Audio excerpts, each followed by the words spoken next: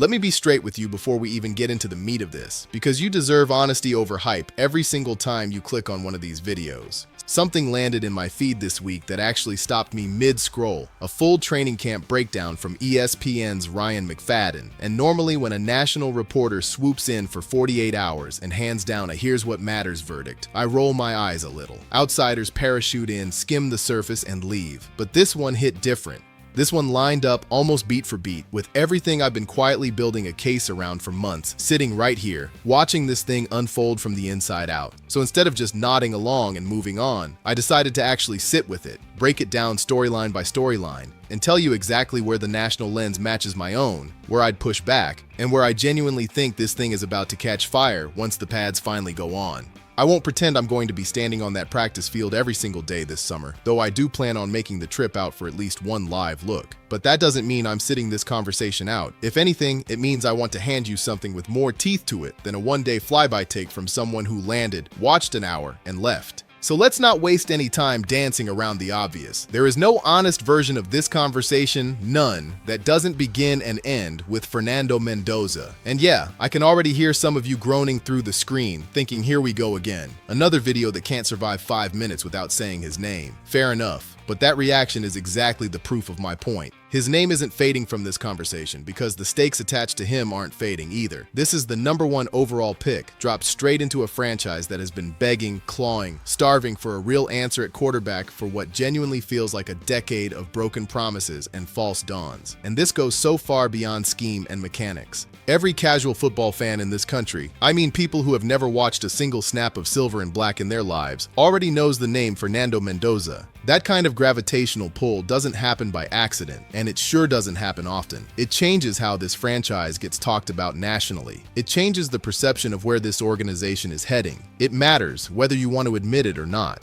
Now here's the part where the outside reporting and my own read sync up almost perfectly, and I want you to slow down with me here, because the sequence of events tells the entire story. Throughout OTAs and mandatory minicamp, it's been Kirk Cousins running the first-team offense, snap after snap, no ambiguity. Mendoza, meanwhile, has been cycling through second and third-team reps alongside O'Connell. That is not some scheduling accident. That is a calculated, deliberate decision from a coaching staff that knows precisely what it's doing and precisely why it's doing it. As things stand right now, walking into the regular season, the expectation is Kirk Cousins under center, period. And before the comment section fills up with people demanding Mendoza start week 1 no matter what, I need you to actually sit in this logic with me for a second because I think it's the disciplined move, even if it's not the sexy one. Picture 2 completely different paths this season could take. If this football team comes out competitive, winning games, staying in the fight with Cousins running the show, that naturally pushes Mendoza's debut further down the road. And honestly, that's a good problem to have.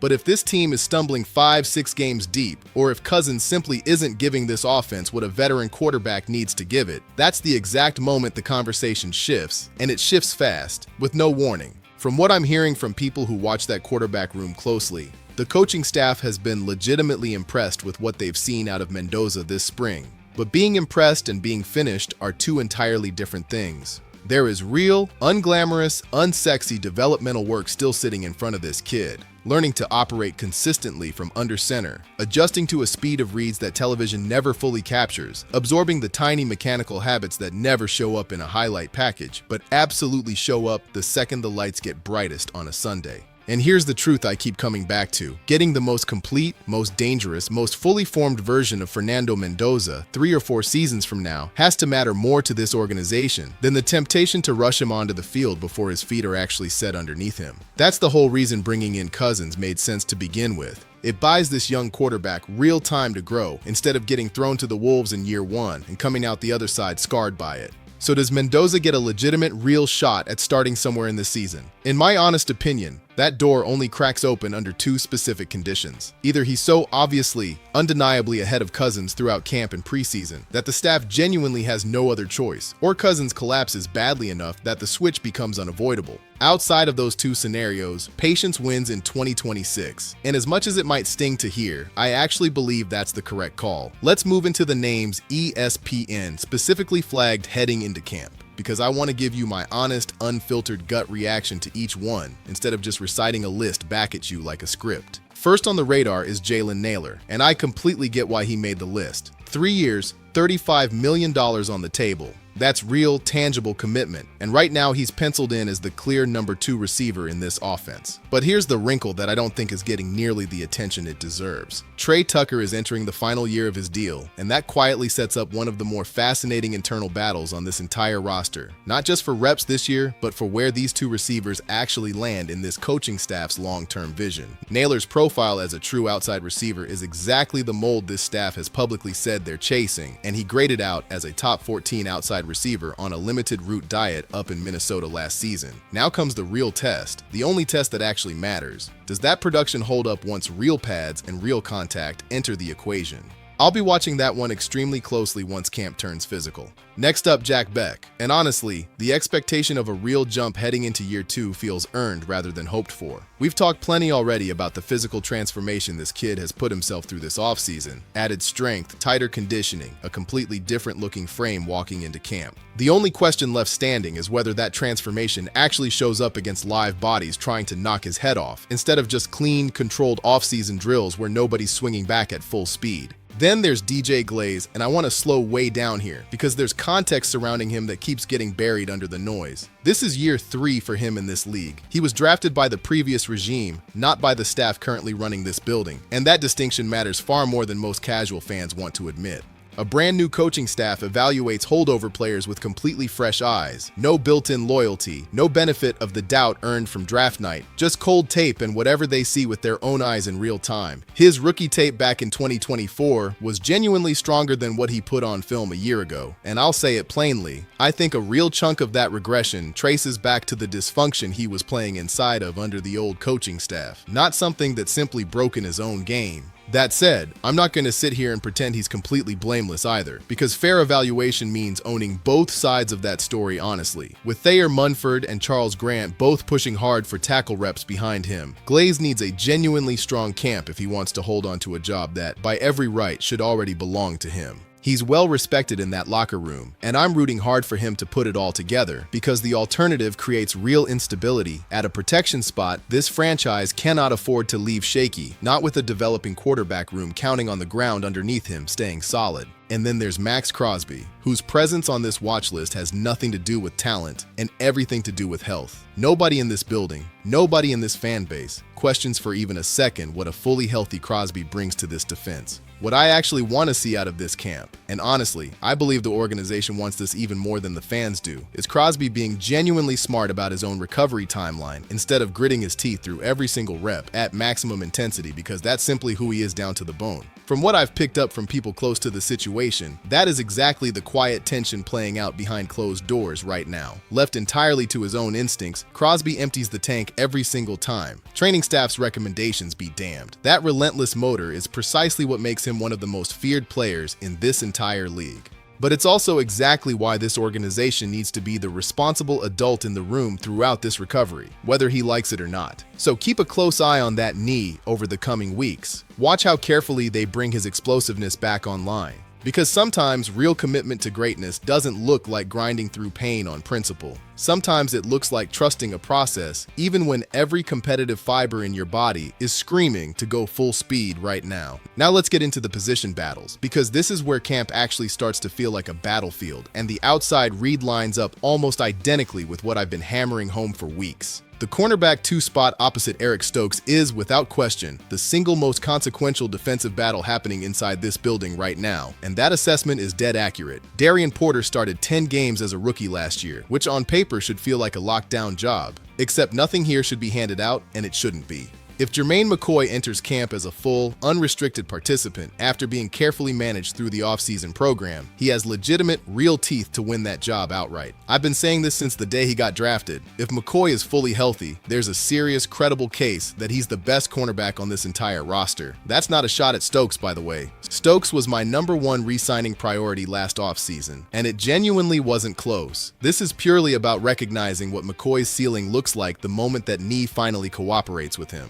And don't sleep on Hezekiah Mims either, because he's been quietly generating real buzz all offseason long. But McCoy staying healthy through the grind of camp and finally translating that first-round talent onto the actual field could end up being one of the most underrated reasons this defense looks like an entirely different animal by December. The starting offensive guard battle is the second storyline demanding your full attention. And once again, the framing lines up exactly with what I've been telling you for weeks. This is not some clean, tidy left guard versus right guard situation. This is a genuinely wide-open scrap between Spencer Burford, Jackson Powers-Johnson, Caleb Rogers, and Trey Zown, with Jordan Meredith at least deserving a mention, even though nobody currently views him as the favorite. Call it essentially a three-man race, with Burford and Powers-Johnson soaking up most of the first-team reps through the offseason program, while Rogers pushes hard from behind, refusing to be ignored, refusing to fade quietly into camp depth. And from everything I'm hearing, Rogers keeps quietly turning heads inside that building. The coaching staff genuinely values what he brings to that room, and multiple people I've talked to have described him as carrying himself with a maturity way beyond his years, even back during his rookie season. Given how disastrous this offensive line performed under the last regime, and given that Rick Dennison is now the man responsible for rebuilding technique and continuity up front from scratch, this is a unit every single person who actually cares about this team needs to be watching like a hawk, because here's the truth, nobody likes hearing out loud. If this offensive line can't protect the quarterback and can't consistently open running lanes, none of the rest of this matters. Doesn't matter how clean Mendoza's release looks in shorts and helmets. Doesn't matter how sharp Bowers runs his route tree. Doesn't matter how patient Ginty's vision is behind that line. The trenches decide everything else that happens on that field. Full stop, no exceptions, no excuses. The third battle worth flagging is the kicker competition. And this one is fascinating for a completely different reason, because it might be the rare situation where a good chunk of this fan base is actively rooting for the unproven name over the established veteran. Matt Gay and Kanai Matsuzawa are fighting for a job that opened up after Daniel Carlson posted his worst field goal percentage since his rookie year. Here's the uncomfortable truth about Gay, though. He's not really an upgrade on paper at all. He converted just 73.9% of his field goal attempts last season, a number that's actually worse than what Carlson gave this team. His real edge here isn't his leg, it's his prior relationship with special teams coordinator Joe DeCamillis from their shared time together with the Rams. Matsuzawa, meanwhile, carries one of the more compelling backstories in this entire camp. A kicker from Japan who essentially taught himself the craft before turning himself into an All-American out at Hawaii. Keep a close eye on that one as camp rolls forward. And while you're at it, don't completely sleep on the long snapper battle either, between Alex Ward and Tyler Zdansky. I genuinely believe Zdansky has a real legitimate shot at winning that job outright. So if you're asking me which of these three battles I'm personally most locked in on watching play out, it's the cornerback 2 competition. Hands down, no hesitation whatsoever. But if you're asking me which one actually determines this team's ceiling this season, it's the offensive guard battle, and it isn't particularly close. You can stack this roster with the most electric skill players in the entire league, and none of it matters if you can't protect the quarterback and can't consistently open running lanes. We watched that exact nightmare unfold in agonizing detail last season, and it was brutal to sit through as a fan who genuinely cares about this team.